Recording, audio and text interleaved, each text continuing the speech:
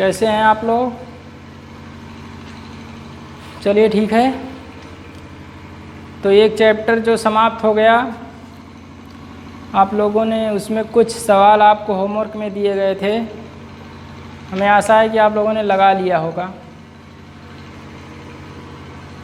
क्योंकि अभी तक कमेंट नहीं आया कि कौन सा सवाल बाकी है सर, या फिर कौन सवाल आप पुनः बताइए। इसके बारे में कोई कमेंट नहीं आए। तो आज हम चैप्टर जो सेकंड वाला है उसको शुरू करते हैं आप लोगों का। इसमें क्या है? गोलीय लेंसों द्वारा प्रकाश का अपवर्तन। गोलीय लेंस का मतलब, जैसे गोली दर्पण पढ़े थे वैसे इसमें क्या है? लेंस हैं। अब लेंस क्या होते हैं इनको जान लीजिए। लेंस देखिए, कांच के ठोस गोले रहेंगे। उसमें क्या था? दर्पण में खोखला गोला था, और जो लेंस होगा इसमें ठोस गोला होगा। दोनों ठोस गोलों को, और गोले किसके होंगे? ऐसे गोले होने चाहिए जो पारदर्शी हों, यानी जिनके आर पार देखा जा सके, समांगी हों और पारदर्शी माध्यम वाले। समांगी और पारदर्शी माध्यम से बने ठोस गोलों के जो पृष्ठ होते हैं उनके कुछ भागों को काट करके अगर जोड़ दिया जाए, इन्हीं को क्या करें? एक में जोड़ देंगे तो लेंस बन जाएगा। क्या बनेगा? लेंस बनेगा। और अगर देखिए इसको इधर ले जाके चिपका दिया जाएगा तो इस प्रकार से चिपक करके बनेगा। ऐसा बनेगा ना? तो इसको बोलेंगे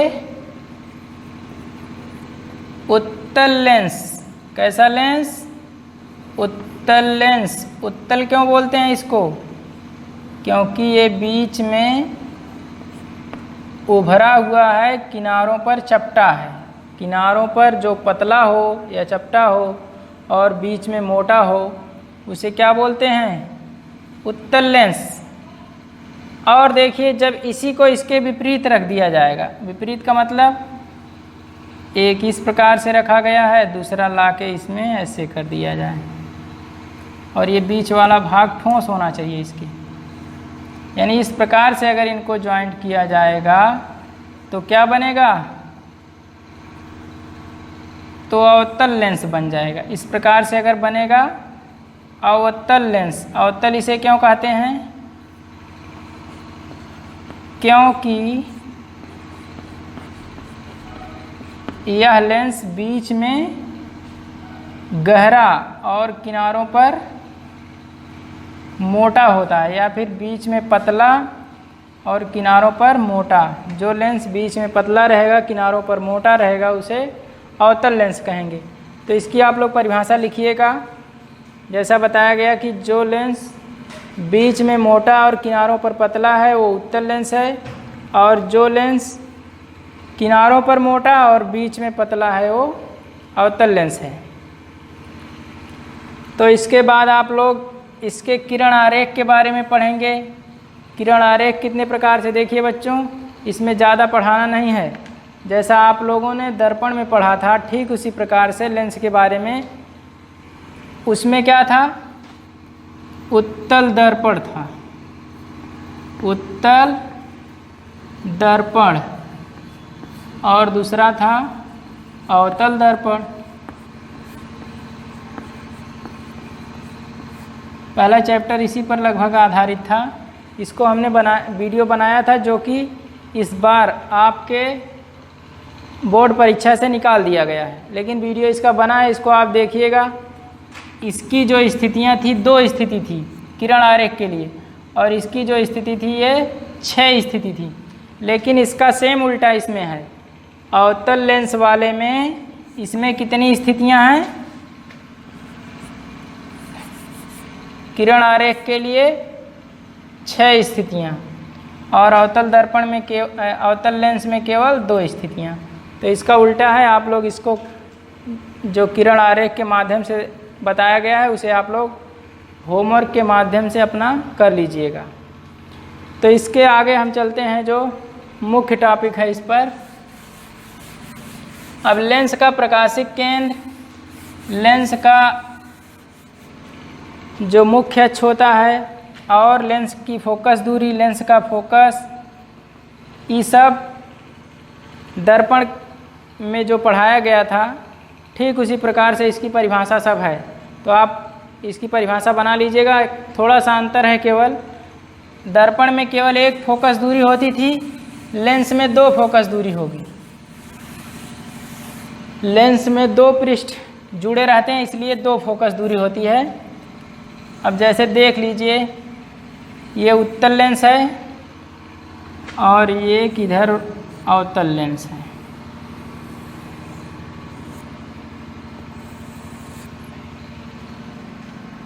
उत्तल लेंस में एक फोकस बाईं ओर होता है और एक फोकस दाहिनी ओर, इसे F1 और इसे F2। ठीक उसी प्रकार से इसमें भी एक इधर होता है F1 और एक दूसरा जो दाहिनी तरफ होता है F2। इसमें देखिए, प्रकाश की किरण जब इधर से आएगी, टकराने के बाद अपवर्तित होगी, अपवर्तित होकर के इसी से जाती है, F2 से जाती है। कहाँ से जाती है? F2 से। तो इसी की दूरी जो होती है फोकस दूरी कहलाती है। इसे उत्तल लेंस की फोकस दूरी कहते हैं। और अवतल लेंस में जो किरण इधर से आती है, टकराने के बाद ये अनंत की ओर चली जाती है और ऐसा प्रतीत होता है कि ये कहाँ से आ रही है? प्रथम फोकस से। अब देखिए बच्चों, यहाँ पर ये दाहिनी तरफ है, ये लेंस के किधर है? दाहिनी ओर है। और जो इसका फोकस है ये लेंस के बाईं ओर है, इसलिए जो अवतल लेंस होता है इसकी फोकस दूरी ऋणात्मक होती है और उत्तल लेंस की फोकस दूरी धनात्मक होती है। जैसा कि इसके पहले चिन्ह परिपाटी में आप लोगों को बता दिए थे। हम चिन्ह परिपाटी में यही बताए थे, जैसे x अक्ष और y अक्ष होता है, x x डैश और इधर y y डैश। इसमें देखिए, x अक्ष पर जो मूल बिंदु से दाहिने की दूरी ये धनात्मक होती है और y अक्ष पर ऊपर वाली दूरी धनात्मक होती है, लेकिन जो दूसरा इनका अपोजिट डायरेक्शन है वो माइनस होता है। तो ये भी माइनस, ये भी माइनस, यानी बाएं वाली दूरी ऋणात्मक और नीचे वाली दूरी ऋणात्मक। तो इसी प्रकार से इसमें बाएं वाली दूरी क्या होगी? ऋणात्मक होगी और दाहिने वाली दूरी धनात्मक होगी। तो इसकी फोकस दूरी प्लस होती है, लेकिन प्लस को प्रदर्शित नहीं किया जाता, इसको ऐसे केवल F लिखेंगे। इसके बाद लेंस की क्षमता, जो मेन टॉपिक है उसको बता रहे हैं। इन सबको आप लोगों ने इसके पहले दर्पण में पढ़ा था, तो इनको छोड़िए और चलिए आगे जो मुख्य टॉपिक है, जो परीक्षा में आप लोगों को आएगा, उसके बारे में।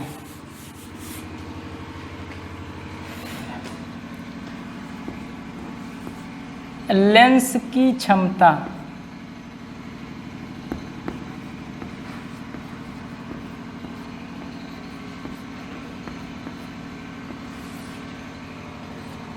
क्षमता को पावर बोलते हैं, पावर ऑफ लेंस।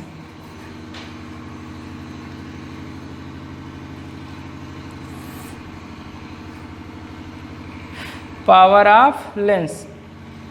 तो लेंस की क्षमता क्या होती है? फोकस दूरी जानते हैं आप लोग, अभी बताए हैं फोकस दूरी F। लेंस की जो क्षमता होगी ये फोकस दूरी का व्युत्क्रम होती है। किसका व्युत्क्रम? फोकस दूरी का, यानी P = 1/F होता है। फोकस दूरी के व्युत्क्रम को लेंस की क्षमता कहते हैं। या फिर इसकी परिभाषा आप लोग लिखेंगे,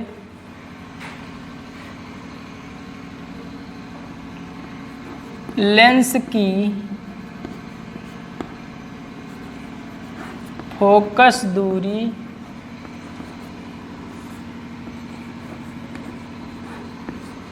के व्युत्क्रम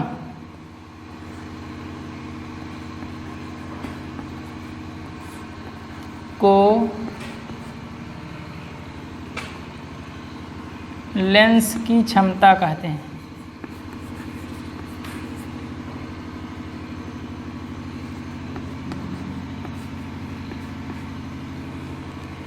क्षमता कहते हैं। इसे P से प्रदर्शित करते हैं, इसे कैपिटल P से। पावर मीन्स होता है क्षमता, इसलिए इसको P से प्रदर्शित किया जाता है।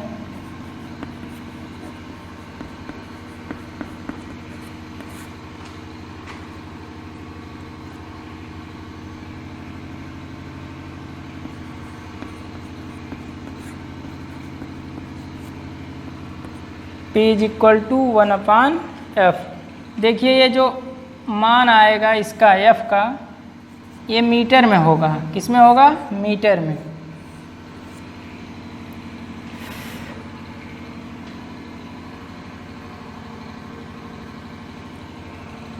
P is equal to 1/f, ये मीटर में है। अगर इसको सेंटीमीटर में चेंज करेंगे तो 1 मीटर में कितना सेंटीमीटर होता है? 100। तो ये हो जाएगा 100/f। अब किस में हो गया? ये सेंटीमीटर में। P is equal to 100/f centimetre. तो इस प्रकार से अगर कई लेंसों को जोड़ करके अगर क्षमता निकालना हुआ तब क्या करेंगे?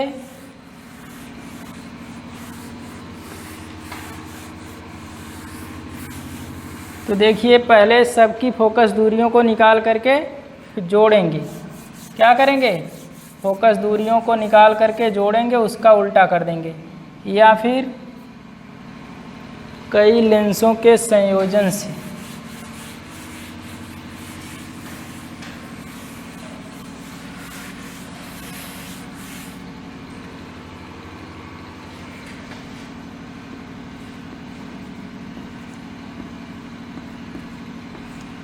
कई लेंसों का संयोजन होने पर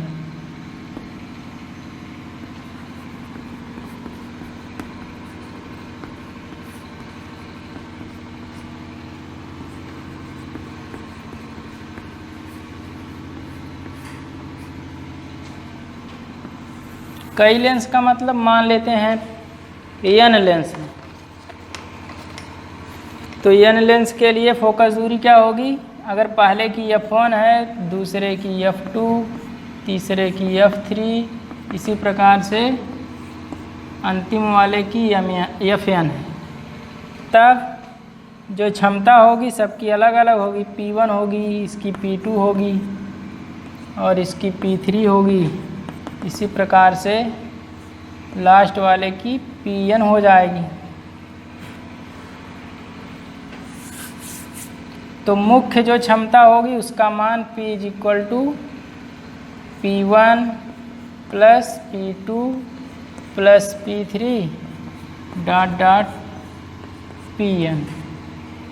इस प्रकार से कई लेंसों का संयोजन होने पर जो क्षमता होगी सब आपस में जुड़ जाएगी, तो परिणामी लेंसों की क्षमता निकल जाएगी। इसके बाद वाला जो टॉपिक है आप लोगों का रेखीय आवर्धन, जो इसके पहले वाले में पढ़ा दिया गया था, यानी दर्पण वाले चैप्टर में रेखीय आवर्धन को पढ़ाए थे। तो उसे पढ़ाने की यहाँ कोई ज़रूरत नहीं। इसमें मेन चीज़ यही है, लेंसों की जो क्षमता होती है वो, और इसके बाद एक लेंस सूत्र है। लेंस सूत्र आप लोग देख लीजिए।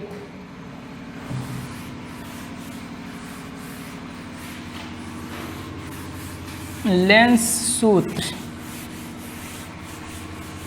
दर्पण सूत्र पढ़े थे 1/f is equal to 1/v plus 1/u था। बस थोड़ा सा अंतर है, केवल जहाँ प्लस था इसमें क्या करना है? माइनस कर देना है। लेंस सूत्र या फिर लेंस के लिए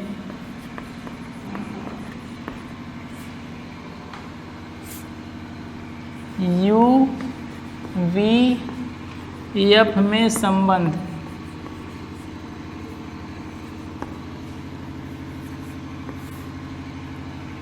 लेंस के लिए U V F में संबंध। तो इसमें मान लीजिए एक उत्तल लेंस यहाँ पर है, इसके सामने कोई वस्तु रखी गई है